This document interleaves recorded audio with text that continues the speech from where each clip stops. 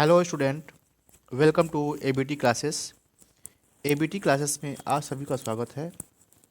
आज हम लोग यहाँ साइंस का सैम्पल पर डिस्कस करेंगे, जिसमें कि हम लोग 20 एमसीक्यू देखेंगे और ये एमसीक्यू आपके एग्ज़ाम के लिए बहुत ही फ़ायदेमंद होगा। तो बने रहिए हमारे साथ। Welcome to ABT classes.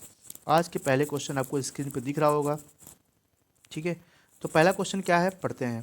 कह रहे कि a student to copper, aluminium, ठीक है, आयरन, जिंक, ठीक है, CuAl, Fe और Zed strips separately in 4 test tube. ये 4 टेस्ट ट्यूब में सेपरेटली लेते हैं, 1 2 3 4 टेस्ट ट्यूब है, हाँ। And add 10 ml of freshly prepared ferrous sulphate, और 10 ml ऐड किया जाता है इसमें फेरस सल्फेट सॉल्यूशन को प्रत्येक टेस्ट ट्यूब में, जो कि नीचे दिखाया गया है।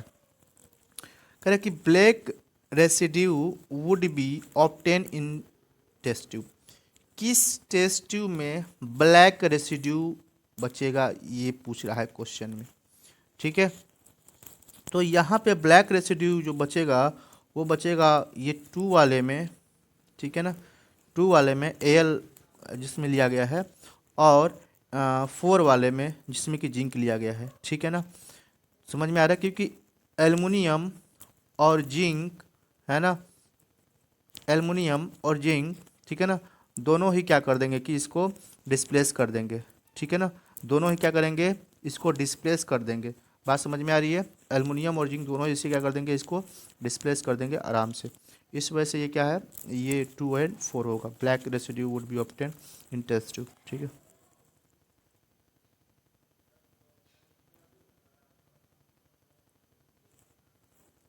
क्वेश्चन नंबर सेकेंड है, what is the colour of the residue left in the test tube after thermal decomposition of ferrous sulphate. कि फेरस सल्फेट के थर्मल डिकम्पोजिशन के बाद क्या रेसिड्यू बचता है। तो अब वैसा ही क्वेश्चन है ये ब्राउनिश डार्क है ना, ब्राउनिश डार्क ये रेसिड्यू बचता है। ऑप्शन नंबर सी, ठीक है।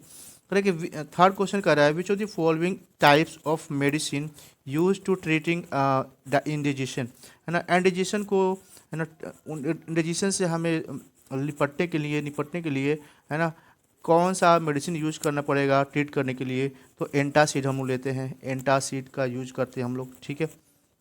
ये काफ़ी आसान सा क्वेश्चन था। ओके, क्वेश्चन नंबर 4 देखो आप लोग।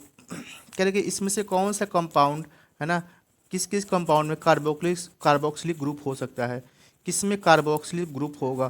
तो देखो कार्बोक्सिलिक ग्रुप का पता है ना, किस क्या लगाते हैं इसमें, लास्ट में COOH लगाते हैं। कार्बोक्सिलिक ग्रुप में क्या लगाते हैं, COOH लगाते हैं। तो COOH किस में दिख रहा है, ऑप्शन नंबर बी में दिख रहा है, COOH, है ना।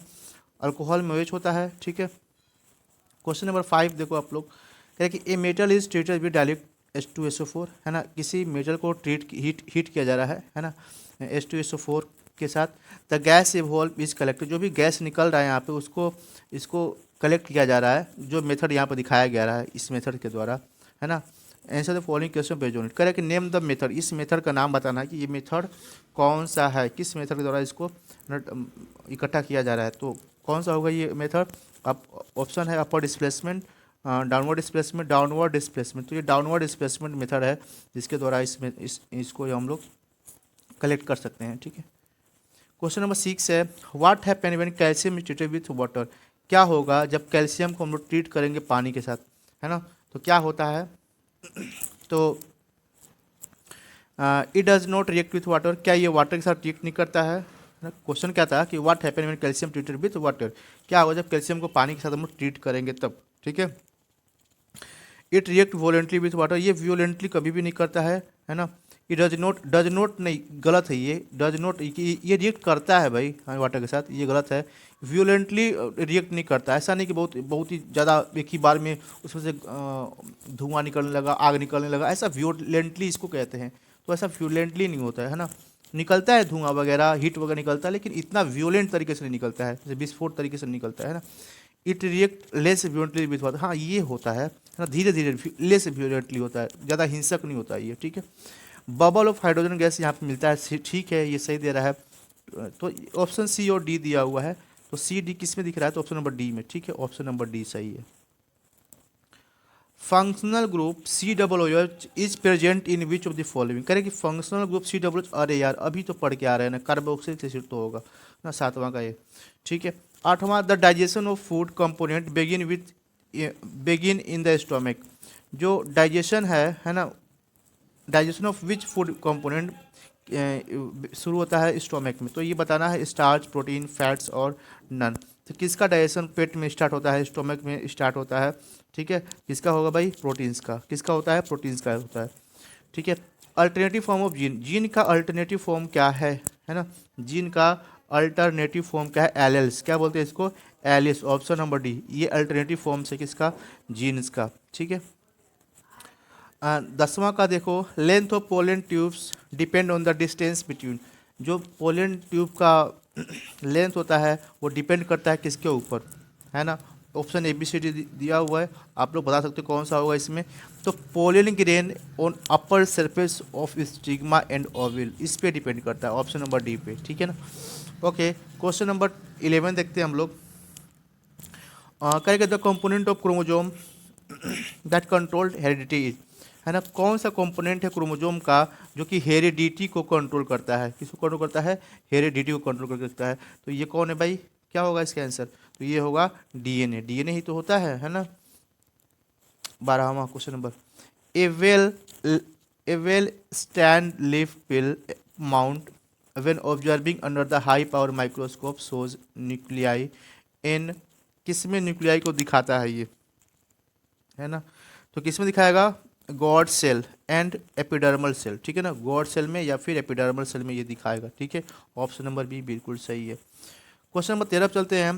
कह रहा है at the time of short circuit, जब कभी शॉर्ट सर्किट हो जाता है, the current in the circuit, तो सर्किट में करंट की क्या सिचुएशन होती है, वेरी कंटिन्यूसली, लगातार बहता रहता है, रेडियस कंसिडरेबली रुक जाता है ना, डज नॉट चेंज, नहीं चेंज होता है, इंक्रीज हैवीली, तो ये होता है इंक्रीज हैवीली होता है ना, बहुत तेज बढ़ जाता है उस समय, है ना। 13वां का डी होगा। क्वेश्चन नंबर 14 है, two conducting wire in the same material and of the equal length, देखो लेंथ क्या है, इक्वल है, और डायमीटर क्या है, इक्वल है ना। Are first connected in series, पहले इसको सीरीज में कनेक्ट करते हैं, उसके बाद फिर इसी को पैरेलल में कनेक्ट करते हैं, है ना। और पोटेंशियल डिफरेंस भी यहाँ पर सेम है। करेक्ट कि the ratio of produce series in and parallel combination is, इसका रेशियो क्या होगा, ठीक है ना। इसका रेशियो क्या होगा, तो इसका रेशियो जो बनता है 1:4 बनता है, ठीक है, 1:4। क्वेश्चन नंबर 15 है, ग्रीन हाउस गैसेस, ऑप्शन दिया हुआ ABCD, gases use in house for cooking, green in colour, none of this, और the trap solar radiation and increase temperature, ठीक है। तो ऑप्शन कौन सा होगा इसमें 15वें का, तो ये क्या करता है, ट्रैप करता है सोलर रेडिएशन को और टेम्परेचर को बढ़ा देता है, ये होगा ऑप्शन 15वें का। क्वेश्चन नंबर 16 है, देख सकते हो आप लोग, which of the following belong only to the second trophic level, इसमें से किस में कौन सेकेंड ट्रॉफिक लेवल से बिलोंग करता है, protozoa, small fish, grasshopper, snake, ठीक है। तो कौन सा होगा इसमें, तो प्रोटोजोआ होगा, है ना, और ग्रासहोपर, ठीक है। A एंड C, ठीक है। 16 में क्या होगा, A and C, sorry A नहीं, स्मॉल फिश होगा इसमें, प्रोटोजोआ नहीं होगा, ठीक है, प्रोटोजोआ नहीं होगा इसमें होगा स्मॉल फिश होगा और ग्रासहोपर होगा, तो B एंड C होगा, सॉरी B एंड C किस में आ रहा है, ऑप्शन डी में, ठीक है, ऑप्शन डी सही है। क्वेश्चन नंबर 17 देखो,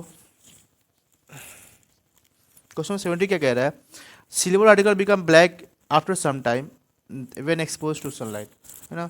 सिल्वर जो होता है ये कुछ समय बाद अगर सूर्य के प्रकाश में रख दे तो ये क्या होता है, काला हो जाता है, तो क्या सही दिया हुआ है, तो हाँ ये ऐसा होता है ना, तो ये सही है ना, काला हो जाता है।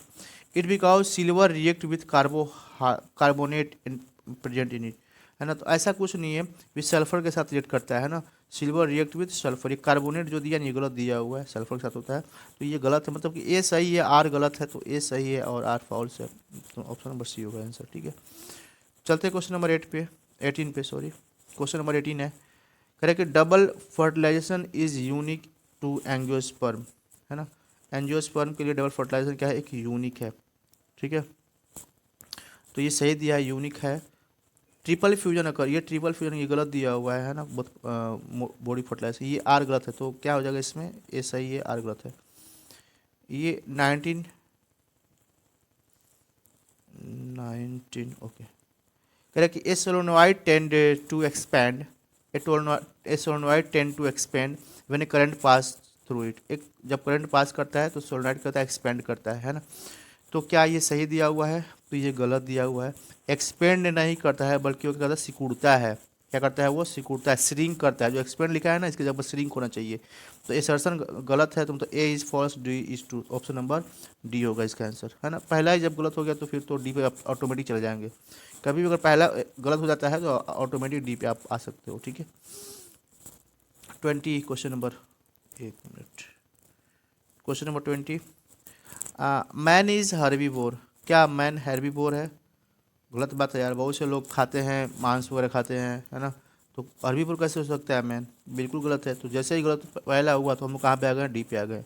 ए is false, R is true. हमें आर से मतलब ही नहीं रहा। अगर ए गलत हो जाता है तो आर से मतलब नहीं रह जाता है कि आर सही है गलत है, डायरेक्ट डी पर। अगर ऑप्शन के हिसाब से देखा जाए तो डी पे आ गए, ठीक है। तो ये रहा 20 क्वेश्चन एमसीक्यू का। आप लोग बताएं कि आप लोग का 20 में से कितने सही हुए इसमें से, है ना। अगर आपका 18 भी सही हो रहा फिर भी थोड़ा सा आप इंप्रूव करने की हो सकता है, क्योंकि इसमें 20 में 20 पाना चाहिए आपको, है ना। 20 में 20, है ना। एमसीक्यू गलत ना हो, मेरा यही प्रयास है। तो बने रहिए हमारे साथ। Welcome to ABD classes. और आज के लिए थैंक्स फॉर लिसनिंग। जय हिंद।